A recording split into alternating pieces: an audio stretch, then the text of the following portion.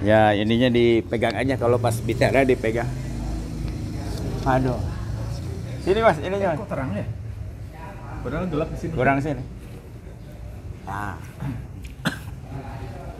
Assalamualaikum warahmatullahi wabarakatuh. Waalaikumsalam warahmatullahi Ini wabarakatuh. saya dapat kehormatan berjumpa dengan para ustadz di Muhammadiyah ya, khotib di sejumlah masjid ya. Penuh semua nih, mas penuh juga. Wah ini, jadi dalam setahun ini hampir penuh ya, penuh semua lah. Ini berarti merupakan kepercayaan bagi para ustadz untuk tampil sebagai khotib ya. Kita mau ngobrol apa nih? Oh iya, perkenalan dulu. Oh iya. Sejarah pendidikan, sejarah hidup. SD, SMP di mana gitu. Ya. Bismillahirrahmanirrahim. Assalamualaikum warahmatullahi wabarakatuh. Waalaikumsalam. Perkenalkan, nama saya Sunaria, tinggal di Cirebon. Ya. Sekarang bekerja sebagai guru di Madrasah Ibtidaiyah PGM. Dan aktivitas adalah sebagai pengurus Muhammadiyah Kota Cirebon. Itu saja mungkin. Iya, Mas. Ya. Assalamualaikum warahmatullahi wabarakatuh. Perkenalkan, nama saya Yandi Heriandi. Jadi kalau tadi ditanya kronologis bisa ke Cirebon ya Pak ya. Iya, iya. Saya Oh, aslinya kelahirannya Kuningan. Oh, Kuningan. Jadi Iya. kalau tadi Pak Narya cerita tentang singkatnya di Cirebon hari Iya. ini ya, kita dipertemukan oleh Allah Iya. di satu organisasi gitu. Perjalanan dari mulai sejak lahir di Kuningan sampai dengan usia SMA Pak saya di Kuningan. Kuningan. Mulai menempuh pendidikan S1 di Cirebon, yaitu di selain Cirebon saat itu, dan keterusan tidak balik ke Kuningan. Jurusan apa tuh? Jurusan adalah tadris matematika. Oh, matematika malah. Matematika, Oh. iya. Pernah di pesantren?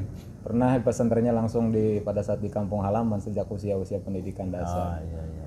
Oh, matematika ya. Iya. Sekarang ngajar matematika nggak? Di kampus IAIN ngajar matematika. Oh. Dosen tetap di sana? Dosen tetap. Di IAIN ini? IAIN. Oh, matematika ya? Iya. Biasa. Jarang itu yang matematika. Hampir sama dengan mungkin kenal Mas Arwanto tuh. Iya. Ya begini, saya ini menyampaikan hasil penelitiannya, sebuah kampus yang khusus mendalami Al-Quran. Itu penelitiannya tentang kemampuan baca Quran umat Islam di Indonesia. Itu hanya 3% yang bisa membaca Quran dengan baik dan benar. 3%. Kemudian 37% itu dari mulai terbata-bata sampai lancar tapi belum tajwid. Nah, yang sangat memprihatinkan ini 60% buta huruf Al-Quran umat Islam di Indonesia. 60%. Nah, yang saya tanyakan ini pada para ustadz ini, ini jadi deketin. Apa penyebabnya dan bagaimana menghadapi seperti ini? Apa yang harus kita lakukan begitu? Itu yang 60% itu ya. Kalau saya lihat salah satunya adalah masyarakat kita belum memberikan penghargaan yang besar kepada guru ngaji ya, guru baca Quran, sehingga jarang yang punya keinginan untuk menjadi guru ngaji itu. Orang tua kan kebanyakan kalau kursus bahasa Inggris, matematika gitu ya, masuk perguruan tinggi mau berapapun biayanya berani gitu, tapi ketika ngajarin anaknya supaya bisa baca Quran nggak mau itu manggil yang khusus, kecuali orang-orang kebanyakan begitu ya. Jadi salah satunya adalah penghargaan terhadap guru ngaji itu memang kurang masyarakat, sehingga orang-orangnya juga jarang yang berminat untuk jadi guru ngaji itu. Nah, karena kan hidup itu dia pula anak harus sekolahkan, muliakan seperti itu. Enggak? Iya. Dari saya dulu ya. Ya. Saya adalah pelaku dari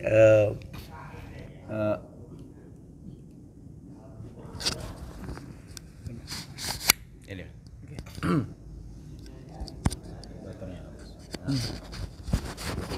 mungkin saya pelaku dari Al-Quran sendiri. Saya bergelut sebagai guru TPA juga waktu Jadi mulai TPA. TPA. Waduh, pokoknya saya bergelut di Al-Quran lah kalau bahasa kasarnya. Kalau lihat dari gaji ya itu, ya. Kenapa guru TPA itu bertahan? Pertama karena panggilan. Kalau sudah memanggil itu apapun bentuknya itu sudah tidak bisa diubah-ubah lagi. Nah, yang kedua harus ditanamkan kepada pendidik itu sendiri bahwasanya khairukum man ta'allama Al-Qur'an wa 'allamah. Sebaiknya kalian adalah yang mau belajar Al-Quran dan mengamalkannya. Itulah yang harus ditanamkan oleh guru itu sendiri. Nah, tentang bagaimana kesadaran seorang itu terhadap Al-Quran, ini harus PR kita bersama, bagaimana untuk memecahkan hal itu. Kalau orang per orang atau dari satu masjid ke masjid lain, gerakannya teramat sangat kurang. Cina perlu suatu yang sangat wah atau besar ditangani oleh satu organisasi yang mewakili dari masyarakat itu sendiri. Ketika ini sudah bisa ditelurkan, maka masyarakat pun akan sadar sesadarnya. Dan alhamdulillah mungkin walaupun itu hanya sekecil, perhatian pemerintah mungkin sudah mulai ada. Walaupun hanya sekedarnya aja, itu pun ya gimana lah. Kalau umpamanya etek-etek aja, tapi tambah lumayan aja gitu. Inilah yang harus kita perhatikan bersama tentang keberadaan guru ngaji itu sendiri. Mungkin tuh yang Ya, sebetulnya ketika berbicara hasil penelitian ini mungkin perlu ada kajian lanjutan ya, karena memang sumber datanya juga perlu divalidasi barangkali Pak. Karena memang kalau kita melihat secara lingkupnya adalah yang memang luas, mungkin akan berbeda dengan kita yang bisa melihat dari aspek yang lebih lokalistik ya. Kita mungkin dalam sekitar kita melihat hasil yang bisa jadi berbeda dengan hasil penelitian dari yang sudah dilakukan. Ya, penelitian itu kan dipengaruhi oleh tempat dan ya betul, makanya ukuran segala sesuatu mungkin bisa memberikan pengaruh. Tapi yang jelas terlepas dari semua itu, memang kita harus ada sebuah kebersamaan dari berbagai macam unsur ya. Dari mulai yang pertama adalah lingkungan keluarga, bahwa yang paling penting sebetulnya di luar guru yang memberikan pembelajaran khusus tentang Al-Quran adalah keluarga. Karena tidak mungkin anak itu akan mau belajar Al-Quran kalau tidak ada dorongan kuat dari orang tuanya gitu loh. Jadi lingkungan keluarga dalam hal ini adalah orang tua, bagaimana memberikan sebuah kekuatan untuk anak-anaknya agar mereka mau bagaimana belajar. Dan mungkin sekarang banyak yang memang difasilitasi oleh masyarakat. Ya, saya misalkan ketika di masjid yang saya kelola juga menyediakan forum pengajian kegiatan belajar Al-Quran, tapi ternyata tidak didukung oleh orang tua. Jadi mereka tidak support anak-anaknya untuk berangkat ngaji, padahal tanpa biaya gitu. Kita sudah fasilitasi untuk biaya pengajarnya dari masjid. Gitu. Nah, itu orang tua semacam itu memang biayanya juga awam. Betul. Makanya mungkin dalam di kota khususnya ya memang agak sedikit berbeda dengan suasana di kampung ya. Meskipun di kampung juga sekarang ada pergeseran juga sepertinya, beda dengan pada saat kita di masa-masa itu. Jadi memang itu yang pertama adalah dari lingkungan keluarga. Yang kedua adalah dari masyarakat. Memang masyarakat juga kepedulian terhadap Al-Quran ini pun harus terus dibangun. Sehingga salah satu inisiasi dari YIN Syekh Nurjati itu kan ada yang namanya GMM, ya, gerakan atau yang disingkat dengan Gemar. Gerakan masyarakat mengaji ya. Jadi Gemar gerakan masyarakat untuk mereka katakanlah senang ataupun menjadi sebuah bagian yang dalam keseharian gitu ya. Minimalnya ada MM ya, gerakan maghrib mengaji gitu. Nah, inilah gambaran dari usaha masyarakat gitu. Jadi memang dibangun dari masyarakat untuk bagaimana membiasakan belajar Al-Quran khususnya di waktu-waktu yang sangat ideal untuk belajar. Begitupun yang ketiga adalah dari unsur pemerintah ya. Tadi mungkin terkait dengan masalah penghargaan kepada guru ngaji, ini mungkin menjadi tanggung jawab pemerintah nih. Jadi pemerintah harus ada kepedulian atau merasa terpanggil juga. Orang tua juga. Ya, meskipun ada yang dari orang tua juga ya kontribusi yang sifatnya adalah bagaimana memberikan support tadi di awal. Intinya semua pihak ini akan sangat menentukan sebetulnya terhadap keberhasilan suatu tadi ya, target yang sebetulnya memang kita agak sedikit miris ketika sebagai muslim yang mayoritas, tetapi dari sisi-sisi kualitas kemuslimannya mungkin perlu ada pembenahan-pembenahan. Inilah nanti mungkin bisa dikatakan momentum hijrah ini harus menjadi penggeraknya sebetulnya Pak. Jadi ini kemampuan sistem merubah perilaku manusia itu 80%, Mas. Ya, jadi yang 10% misalnya begini, ada sekolah yang tadinya anaknya tidak disiplin, gitu ya. Banyak yang tidak. Kemudian bagaimana merubah itu tingkat keberhasilannya itu 80%. Nah, yang 10% anak itu dari sononya karena keberhasilan orang tuanya sudah disiplin. Nah, yang 10% lagi itu dablek gitu. Dari wong Sunda dablek gitu. Ngerti beli kok. Jadi ya tidak berubah itu. Maksud saya kalau merujuk pada itu 80%, misalnya di organisasi Islam ya, seperti bank juga, Muhammadiyah itu disyaratkan gitu. Misalnya di sinilah guru-gurunya atau dosennya ya, karyawan semua yang kerja ini. Saya melihat bahwa misalnya UMC nih, UMC itu sudah dalam posisi orang perlu UMC gitu, bukan UMC perlu orang gitu. Artinya apa? Kalau punya kebijakan Pak Rektor ini, semua dosen yang ngajar di sini baca Qurannya harus benar. Tapi kita bukan menghakimi, tapi posisinya dia di mana, diajarin gitu loh. Nah, kalau tidak mau aja belajar ya keluar gitu. Gimana itu kalau begitu? Di Stikes juga begitu. Jadi kita tidak menghakimi, tapi kita mempetakan seluruh karyawan dosen di Stikes ini.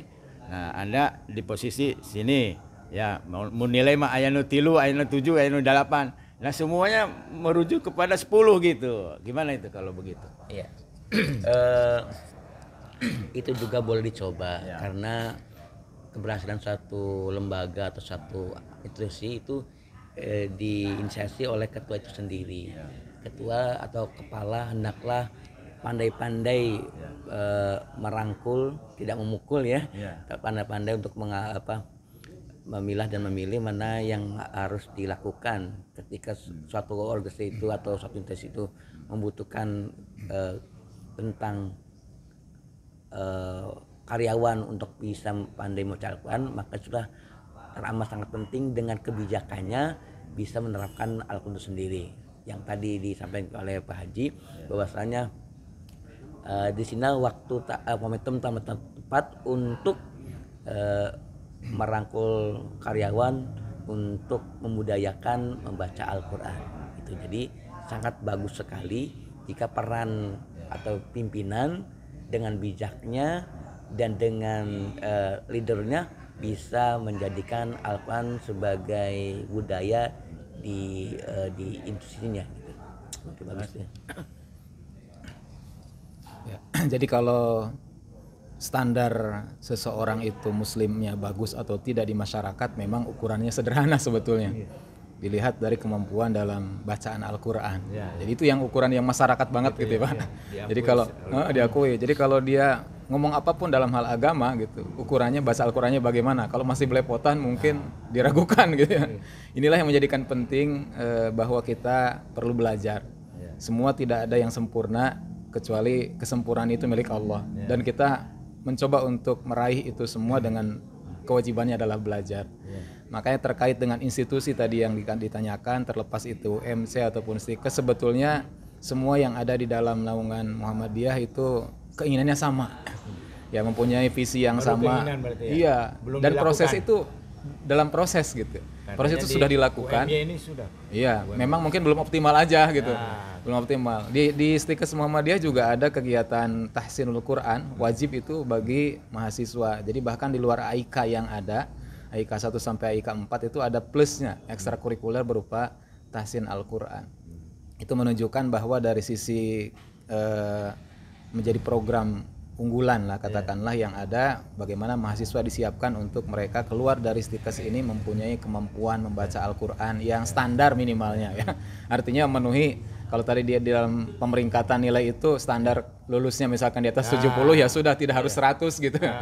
Nah itu adalah yang sudah dilakukan. Jadi bukan keinginan, di sini sudah dilakukan. Ini gitu. Sudah sejak 2000, saya waktu itu masuk 2009 ini sudah ada. 2009 saya masuk ke sini sebagai dosen tahsin Al-Quran sudah ada. Jadi yang lulus di sini sudah ada tesnya, sudah ada tes tahapan yang menjadikan nanti ada sertifikat. Jadi kalau istilah bahasa ijazah itu ada sertifikat pendamping ya, ijazah. Jadi wajib memiliki sertifikat itu baru nanti bisa untuk dinyatakan lulus dari kampus ini. Adapun untuk dosennya juga sebetulnya sudah berjalan dari kegiatan yang rutin setiap Senin pagi ya, ada Pak Haji Dedi Ahyadi itu yang dosen karyawan itu. Iya. Kajiannya kajian Al-Qur'an meskipun secara mendalami ke arah tafsir Al-Qur'an juga. Di samping kajian subuh tadi yang kita laksanakan juga ini menjadi salah satu bukti bahwa di kampus ini juga ini iya, meskipun dalam partisipasinya atau tingkat kehadirannya ini yang mungkin menjadi tadi ya peran-peran kepimpinan ini juga penting. Kalau tidak ada hukuman nah ya gitu. Jadi selama ini kita sudah fasilitasi sudah ada, tapi kemudian tadi belum optimal saja. Optimalisasi yang mungkin perlu ditingkatkan. Jadi kalau saya waktu kita di UGM itu sebelum sidang tesis itu tupolnya harus 450. Kalau belum nggak bisa. Meskipun sudah di ACC. Nah itu dipaksakan tuh jungkir balik kan yang ada. Oke pemirsa, ini luar biasa dari para ustadz kita, mudah-mudahan diberkahi oleh Allah Subhanahu wa taala. Assalamualaikum warahmatullahi wabarakatuh. Waalaikumsalam warahmatullahi wabarakatuh. Terima kasih. Ya. Nuhun pisannya. Ya, sekantenan. Ya, sekantenan.